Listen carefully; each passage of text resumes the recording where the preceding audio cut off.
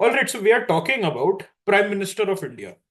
देखिए, in theory we say that all cabinet ministers, ये जो हमारा कैबिनेट है, they are equal. But then we say that the prime minister is primus inter pares. So primus inter pares जो है, okay, Primus inter Paris, इसका मतलब क्या होता है? That all people are equal but some people are more equal than others or first among equals. So primus inter pares का मतलब होता है first among equals. So हम ये कहते हैं कि सारे मिनिस्टर्स इक्वल हैं यूनियन के सारे मिनिस्टर्स जो हैं इक्वल है, लेकिन some people are first among equals, और उसमें जो है प्राइम मिनिस्टर साहब आते हैं and he heads the cabinet. So Prime Minister of India, he is the, we say, de facto head. He is the head of the government. He is not the head of the state. Who is the head of the state? The president is the head of the state. Okay. And the president is the nominal head or the constitutional head, while the prime minister is the actual head of the government. Or Article 74, the prime minister is the head of the council of ministers, which advises the president. Article 75, the president appoints the prime minister and other ministers on the PM's advice. And prime minister is the link between president and the council of ministers. तो 74, 75 and 78, इन तीनों articles को use करके हम क्या कह सकते हैं कि prime minister is a constitutional position. The office of prime minister is a constitutional position. Why? Because it is mentioned in the constitution, and any office or any body which is mentioned in the constitution, it becomes a constitutional body. क्या cabinet constitutional body है? Cabinet कहीं पर mentioned है? If you remember, if you remember, it has been added written recommendation of cabinet. याद आया? Amendment के बाद add किया गया है, but cabinet has also found its way inside the constitution. Amendment के बाद ऐड किया गया है, लेकिन what we are seeing here is that cabinet also has found its way. So can I say that cabinet is also now a constitutionally recognized body? So the answer becomes yes. Okay, so please remember this, cabinet is mentioned in the constitution. 352 article अगर आप खोल के देखेंगे तो वहां पर आपको मिल जाएगा. अब हम आगे बात करते हैं appointment of prime minister. So president of India appoints the prime minister. लेकिन क्या किसी को भी अपॉइंट कर सकते हैं? So the answer is no. The president must appoint the leader of the majority party in the Lok Sabha. किसको अपॉइंट करना है? Leader of the majority party in Lok Sabha. And if no party has a majority, the president invites the largest coalition to form the government. क्या ये हुआ है कभी? ये recently हुआ है 2024 में. बीजेपी तो फॉल शॉर्ट कर गई थी ना, if you remember, 240 seat, only 240 seats. BJP has fallen short by 32 seats.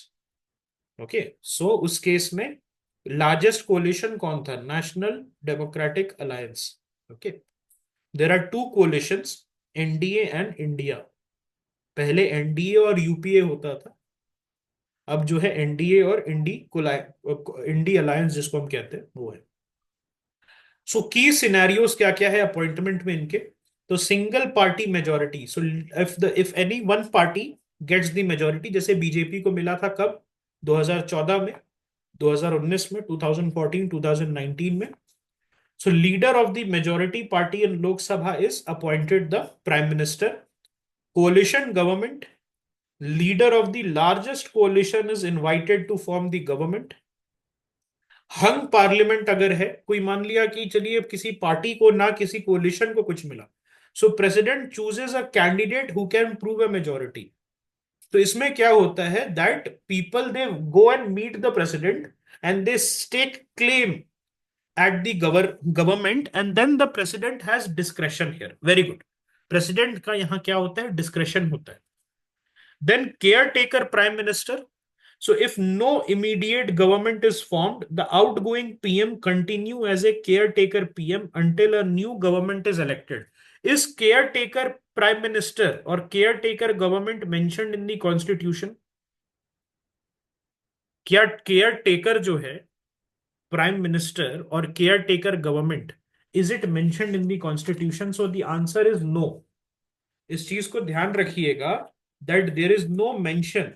ये सिर्फ कंटिन्यूटी बनाने के लिए, इसको क्या, ये क्या है, कंटिन्यूटी बनाने के लिए जो है इसको किया जाता है. Please remember, the constitution of India does not contain any provision for a care taker government. ये है क्या फिर care taker government? Please remember, it is situational arrangement and A functional necessity. Okay, ये सिचुएशनल है और functional है. Alright. I'm not sure about Pakistan. Maybe I can read it and then tell you, or maybe you can try and just look in Google for that. Pakistan के case में क्या situation है?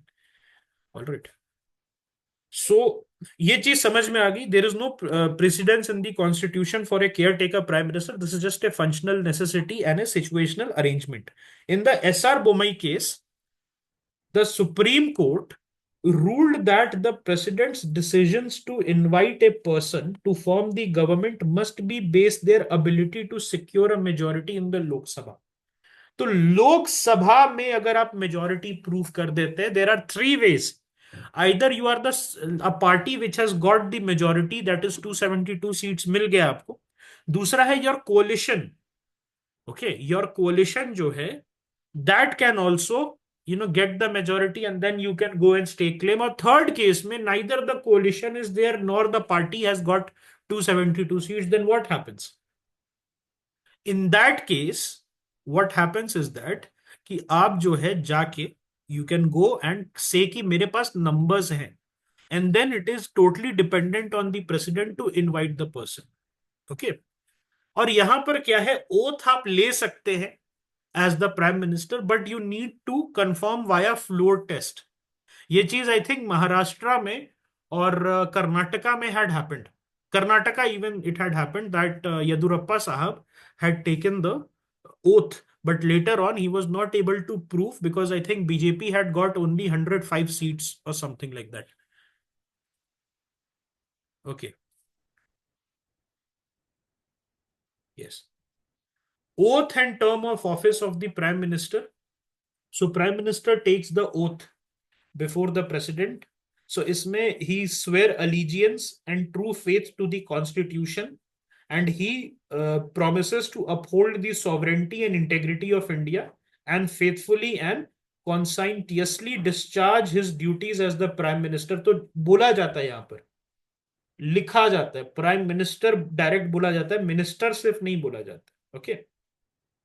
The Prime Minister's oath includes allegiance to the Constitution but not to the President. Why? Because PM is the real executive authority.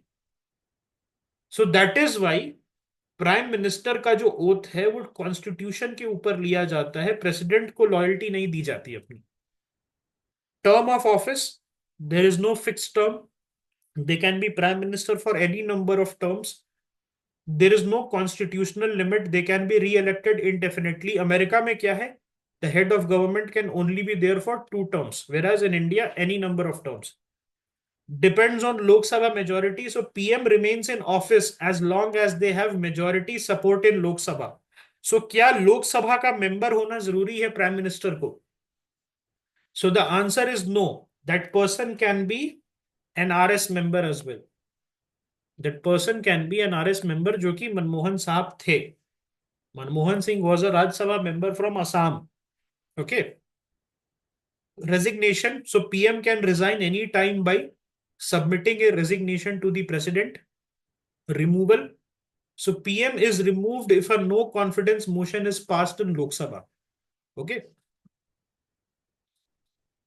So Jawaharlal Nehru, he served the longest tenure. Okay, 17 years का. मोदी जी जो हैं अभी कितने साल से हैं, उनको 11 साल हो गया, approximately 11 years has passed, and he needs to be प्रधानमंत्री टिल 2032, 2032 तक, to beat Jawaharlal Nehru. Atal Bihari Vajpayee, he served the shortest full term, that is 13 days in 1996. What are the salary? 3,80,000 per month, and official residence, travel allowance, medical benefits, security, and also a pension. Who determines the salary? So Parliament decides the salary under the Salaries and Allowances of Ministers Act. And Prime Minister salary is lower than that of MPs in some states like Delhi and Telangana. So ये भी चीज है. Why? Because Delhi और तेलंगाना में they are given some perks and privileges, जिसके वजह से उनका टोटल सैलरी जो है ऊपर चला जाता है प्राइम मिनिस्टर के कंपैरिजन में. Okay, so what is the whole thing about this? Okay, what is the whole thing about this? नहीं, एमपीज को भी मिलता है. ओके, एमपीज को भी सर्टेन प्रिविलेजेस उनकी स्टेट्स देती है. एमएलएस को भी सर्टेन प्रिविलेजेस उनकी स्टेट देती है. और उसके बाद जो है एमएलए और एमपी की सैलरी क्या होती है? वो प्राइम मिनिस्टर से ज्यादा हो जाती है.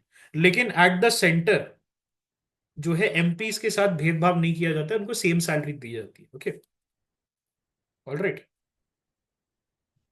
Powers and functions of the prime minister. Okay, absolutely they can, it can be more than president. MLA की सैलरी जो है प्रेसिडेंट से ऊपर जा सकती है. It is the power of the state legislative assembly. अब इनका रीजनिंग क्या है? भाई हमें चाय पिलाना पड़ता है, लोग आ जाते हैं, हमें 1 लाख रुपए का तो चाय ही पिलाना पड़ जाता है. This is something that they say. Okay, all right. So power and function of prime minister. So formation of the Council of Minister, PM advises the President on the appointment of ministers. PM assigns and reshuffles ministerial portfolio. अगर आप देखेंगे तो he can remove the ministers, he can appoint the ministers, and also he can shuffle the ministers. PM chairs cabinet meetings and sets the agenda.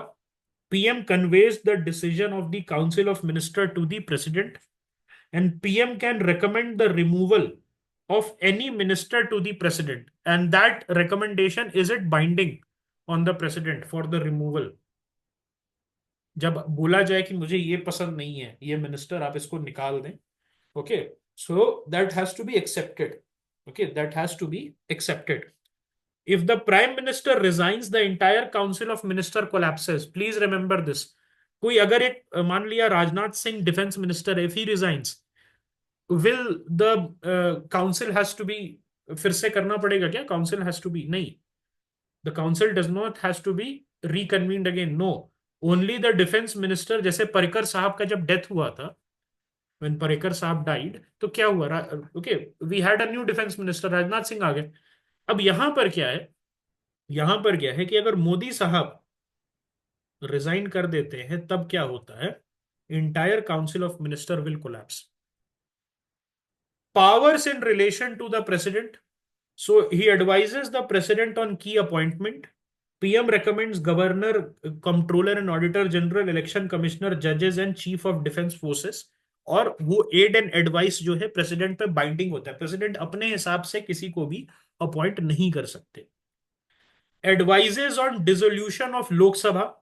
So PM advises the president to dissolve the Lok Sabha, Article 85, and the president cannot function without the advice of the prime minister. Please remember, article 74 जो है ये कहता है कि president को जो है prime minister के एडवाइस, एड एंड एडवाइस को मानना है. Okay, and president is bound by the PM's advice but can return a recommendation for reconsideration once, and this is there in article 74. Powers in relation to parliament. So PM is the leader of the ruling party in Lok Sabha, but he can be a member of either LS and RS. He can be member of both LS and RS. और यहां पर क्या होता है? जहां पर वो रहेंगे, अगर प्राइम मिनिस्टर साहब लोकसभा में रहेंगे या prime minister will be in Rajya Sabha, जहां पर भी वो रहेंगे वहां पर वो रूलिंग पार्टी के लीडर बन जाते हैं. यस और no? Do you know about this fact? मान लिया राज्यसभा में अगर है तो राज्यसभा में वो लीडर बन गए, अगर लोकसभा में है तो वो लोकसभा में वो लीडर बन जाते हैं. But he is responsible to whom? He is responsible to whom? The Lok Sabha. He is responsible to the Lok Sabha, collective responsibility Lok Sabha की तरफ है. He controls the government business in parliament. So PM decides parliamentary business and government policy discussion. And PM can, okay, PM can introduce important bills and constitutional amendment. PM answers question and defends government policies in parliament. And government falls if the PM loses a vote of confidence in Lok Sabha. What are the other functions? तो नीति आयोग जो है उसके head है ये, और he represents India in international affairs. जैसे India in the United Nation, G20, BRICS, अभी जो है यूएस गए थे, फ्रांस गए थे. Then he handles national crisis and he acts as the chief spokesperson of the government. And PM जो है वो क्या करवा सकते हैं, प्रेसिडेंट को एडवाइस कर सकते हैं कि आप नेशनल इमरजेंसी डिक्लेयर करें विथ कैबिनेट अप्रूवल. तो रिटर्न रिकमेंडेशन जो है वो प्राइम मिनिस्टर साहब देते हैं, and president has to declare the national emergency, provided एक बार जो है प्रेसिडेंट को अलाउड है कि he can send it back. Okay, yes. 1999 में AIADMK ने जब विड्रू कर लिया एनडीए से, wasn't the Vajpayee administration was reduced to a caretaker status? Yes, but that doesn't mean कि वो 13 डेज की ही सरकार थी. ओके, 13 डेज की ही सरकार थी, बट वो क्या होता है, फंक्शनल है. ओके, वहां पर क्या है, फंक्शनल है arrangement, and it is a necessity for continuity. There is no cabinet provision. I think you want to ask this only. You want to ask this only? Yes?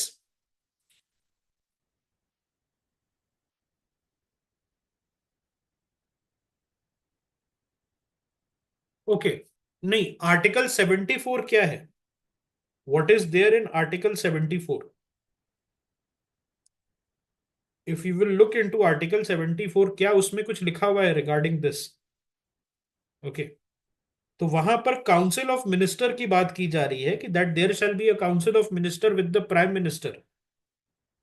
There shall be a council of minister with the prime minister. Okay, तो ये कहीं नहीं लिखा है कि caretaker government है. There is no constitutional provision. If you will read Laxmikanth also, तो वहां पर भी यही चीज लिखी है. ओके, और वहां क्या लिखा हुआ है, 74 अगर वन क्लॉज 1 पढ़ोगे तो लिखा है there shall be a council of minister with the prime minister at the head to aid and advise the president. Okay, all right. और उसमें एक चीज ऐड क्या कर दी गई है कि president may require the council of minister to reconsider once. Okay, और अगर उसको बाद में रिकंसिडरेशन के बाद भी वही सेम एडवाइस मिली है तो president shall act in accordance. Okay, so यही दो चीज है. लेकिन ऐसा नहीं लिखा है there shall always be a council of minister, बस लिखा है there shall be a council of minister.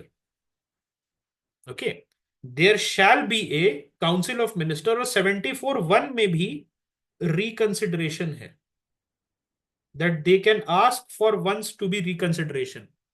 74(1) में ही रिकंसिडरेशन का पार्ट है. ओके, अब यहां पर जो है इसको कैसे हम इंटरप्रेट करते हैं, वहां पर ये बात आती है. Please remember, care taker government कहीं नहीं लिखा है. केयर टेकर गवर्नमेंट जो है कहीं पर भी नहीं लिखा है. इस चीज को ध्यान में रखिएगा. केयर टेकर गवर्नमेंट है क्या? It's a functional necessity. It is what? It is a functional necessity and a situational arrangement so that the governance can continue. क्या आर्टिकल 74 सैंक्शन देता है केयर टेकर गवर्नमेंट के लिए? तो no direct sanction is there. It only talks about that there shall be a. ऐसा कुछ नहीं लिखा है there shall always be a. सो ये चीज समझिए कि फंक्शनल नेसेसिटी है, no constitutional provision, it exists. क्या ये चीज क्लियर है? इसको अब इंटरप्रेट आप कैसे करते हैं? ओके, वो केसेस पे डिपेंड, हाँ, केस लॉ पे डिपेंड करता है. वो आपका सुप्रीम कोर्ट के इंटरप्रिटेशन पे डिपेंड करता है. लेकिन मैं पूछ रहा हूं क्या caretaker government is it mentioned in the constitution? वहां कंफ्यूजन नहीं होनी चाहिए. So there is no mention, please remember. अब सुप्रीम कोर्ट इसको क्या करती है? सुप्रीम कोर्ट इसको क्या बोलती है केसेस के according, that okay that there shall be a thing, okay there shall be a thing, अगर ऐसे बोल रही है कि there shall be a prime minister, there shall be a cabinet, तो उसमें हो सकता है कि केयर टेकर गवर्नमेंट नेसेसरी हो जाए। लेकिन मैं पूछ रहा हूं कॉन्स्टिट्यूशनल प्रोविजन में there is no explicit provision as such. Is there any confusion here? Okay, 44th amendment जो है उसने आर्टिकल 74(1) में क्या ऐड किया था?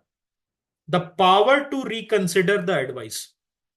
The president can send it back once, लेकिन जब एक बार भेज दिया and then they get it back in the same form, so it has to be accepted. Okay, is it clear?